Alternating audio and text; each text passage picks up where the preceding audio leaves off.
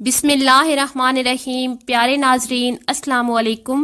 جیسا کہ ہم سب جانتے ہیں، رمضان المبارک کے آتے ہی افطار و سحور کا ذکر شروع ہو جاتا ہے اور دنیا بھر میں رہنے والے مسلمان رمضان المبارک کے مہینے کا احترام کرتے ہوئے روزہ رکھتے ہیں، اور گھر کی خواتین روزہ داری کے ساتھ ساتھ افطار کے اہتمام میں مصروف ہو جاتی ہیں۔ پیارے ناظرین، جب اسلام کا ستارہ چمکا اور رمضان کے روزے کی ابتدا ہوئی تو اس وقت افطار سادہ ہوتا تھا، جس میں تازہ کھجوریں اور اونٹنی کا دودھ شامل تھا۔ جو اسلام کا دائرہ وسیع ہوتا گیا، اس کے زیر اثر آنے والے ممالک کے پکوان اس کے دسترخوان میں شامل ہونے لگے۔ پیارے ناظرین، آج کی اس ویڈیو میں ہم آپ کو دنیا بھر کے 10 مختلف ممالک میں رائج رمضان المبارک کی مختلف روایات اور مختلف پکوانوں کے حوالے سے اسلامی معلومات فراہم کریں گے۔ سب سے پہلے جس ملک کے رمضان المبارک کا ذکر ہم کر رہے ہیں وہ ہے سعودی عرب۔ سعودی عرب کا سب سے مقدس شہر مکہ ہے، اور مکہ مکرمہ میں رمضان کی آمد کے ساتھ ہی زائرین کی تعداد بڑھنا شروع ہو جاتی ہے، اور لوگ خانہ کعبہ کے سامنے بیٹھ کر روزہ افطار کرنا اپنی زندگی کا سب سے بڑا لمحہ سمجھتے ہیں۔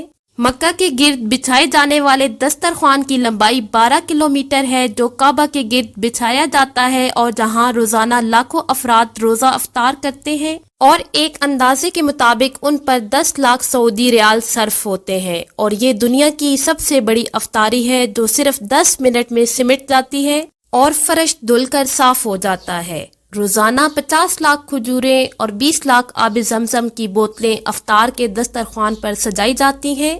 سبحان اللہ۔ نمبر 2 پر ہے انڈونیشیا۔ انڈونیشیا وہ ملک ہے جہاں مسلمانوں کی آبادی 90% ہے، اور یہاں کے لوگ خدا ترس اور مذہب پرست ہیں۔ انڈونیشیا میں افطار کو بربوکا پواسا کہتے ہیں۔ شام ہوتے ہی انڈونیشیا میں زندگی کی لہر دوڑ جاتی ہے اور روشنی سے شہر جگمگا اٹھتے ہیں، اور بازاروں کی رونق دوبالا ہو جاتی ہے۔ ناظرین، یہاں کے لوگ بھی عام طور پر کھجور سے افطار کرتے ہیں، اس کے علاوہ کسی بھی میٹھی نرم چیز سے افطار کرتے ہیں تاکہ دن بھر کا بھوکا پیٹ بغاوت نہ کرے۔ کھجور کے ساتھ ہی اونڈے کی گولیاں کھائی جاتی ہیں، اور یہ وہاں رمضان کی خاص غذا کہلاتی ہے۔ پاندان، جو کیوڑا کے پتے کے مشابہ ہے، اس میں کھجور کا شیرہ ملا کر گولیاں بنا دی جاتی ہیں اور اس پر تازہ ناریل چھڑک دیا جاتا ہے۔ اس کے علاوہ پلاسٹک کی تھیلیوں میں دودھ اور نشاستہ کی گولیاں افطار کے شربت کے ساتھ بازار میں دستیاب ہوتی ہیں۔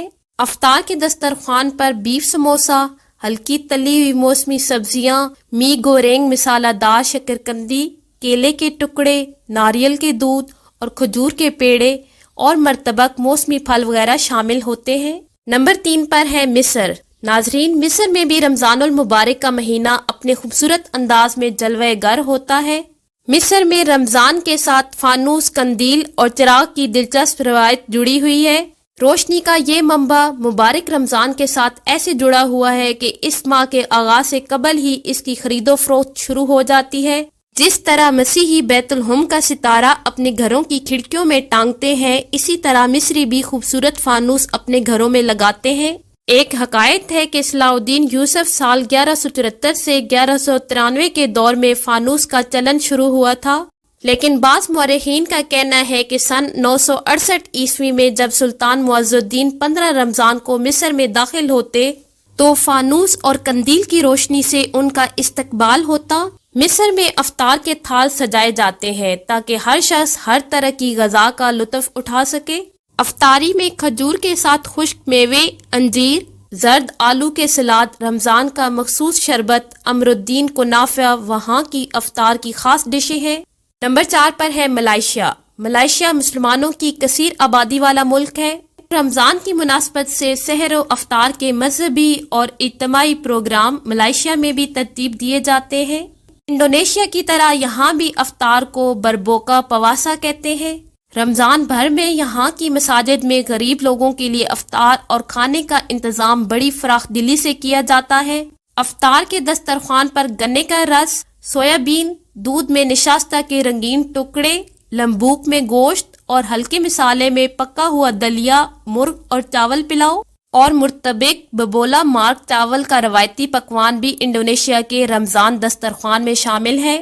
افطار کا سب سے بڑا اہتمام کوالالمپور میں ہوتا ہے، جہاں روزے کی فضیلت اور مساوات کا ذکر بھی کیا جاتا ہے، اور اس میں تقریباً 30,000 لوگ شامل ہوتے ہیں، اور یہ ملائیشیا کا سب سے بڑا افطار ہے جس میں خواتین بھی شرکت کرتی ہیں۔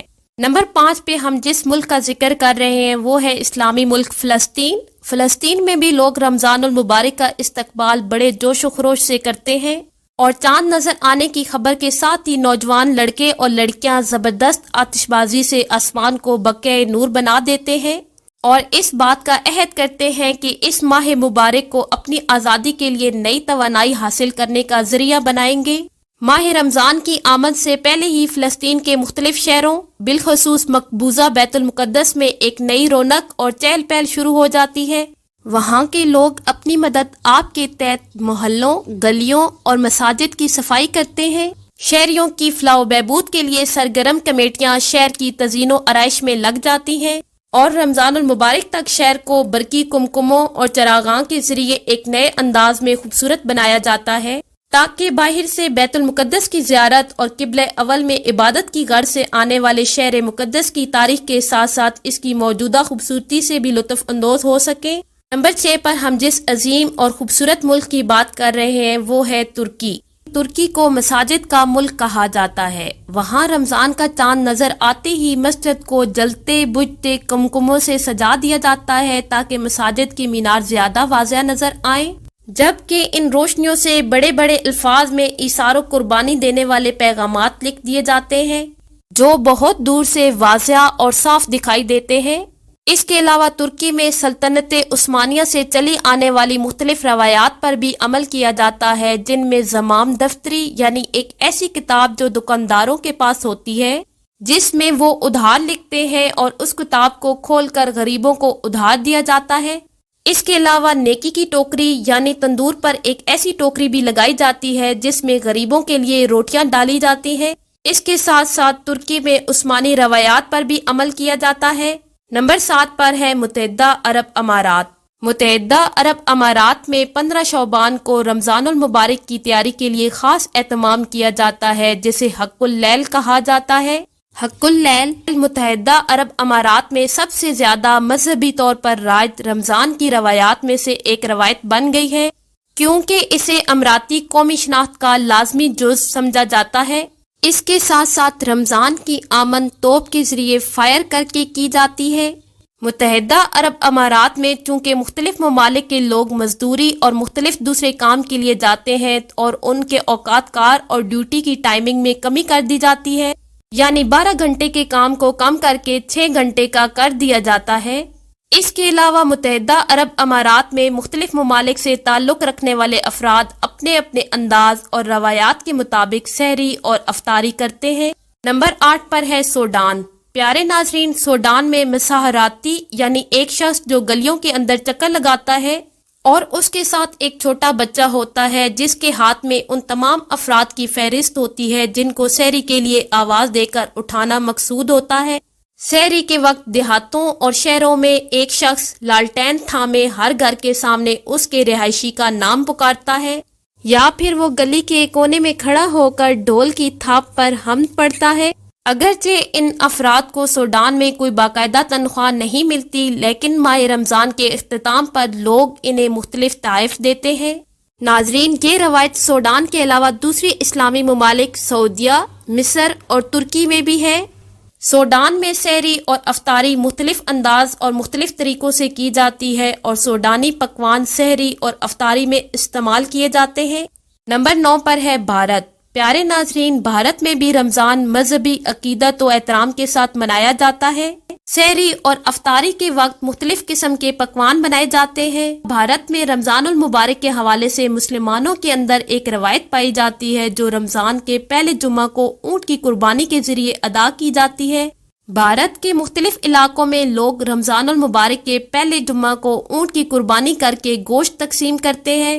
نمبر 10 پر ہم بات کر رہے ہیں پاکستان کی۔ پاکستان میں بھی رمضان المبارک مذہبی جوش و جذبے اور عقیدت کے ساتھ منایا جاتا ہے، اور پاکستانی روایات میں سحری اور افطاری میں مختلف مخصوص پکوان تیار کیے جاتے ہیں، اور مساجد سے وصل یا اذان کی آواز سے سحری کا اختتام اور افطاری کا آغاز کیا جاتا ہے۔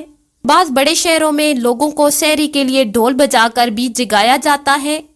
پاکستان میں پکوڑے افطار کے دسترخوان کی خصوصی ڈش سمجھی جاتی ہے، اور مشروبات میں سے سب سے مشہور شربت روح افزا یا جام شیریں ہے۔ اس کے علاوہ پاکستان کے دیہاتوں میں دیسی گھی، مکھن اور دہی خصوصی طور پر سحری میں استعمال کیے جاتے ہیں۔ پیارے ناظرین، اللہ تعالیٰ سے دعا ہے کہ اللہ تعالیٰ ہمیں رمضان المبارک کا احترام کرتے ہوئے اپنے حضور سر بسجود ہونے کی توفیق عطا فرمائے، اور حضرت محمد صلی اللہ علیہ وآلہ وسلم کی سنت پر عمل پیرا ہونے اور ان کی محبت میں جینا مرنا نصیب فرمائے۔